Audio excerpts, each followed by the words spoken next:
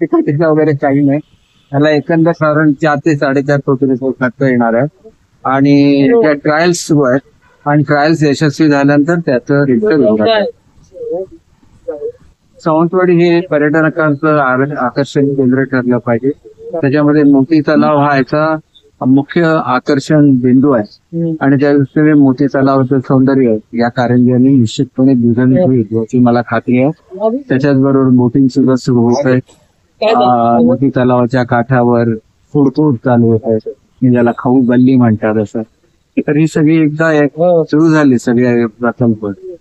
Yoga centre चालू होत आहे. शिल्पग्राम तर ऑलरेडी चालू आहे, त्याच्यामध्ये अधिक भर पडते आहे. हेल्थ पार्क चालू होत आहे. त्यामुळे एकंदरीत सावंतवाडी पुढच्या काळामध्ये पर्यटकांचं आकर्षण स्थळ स्वतः राजवाडा तर आहेच सावंतवाडीमध्ये आणि लाकडाची खेळणी आहे.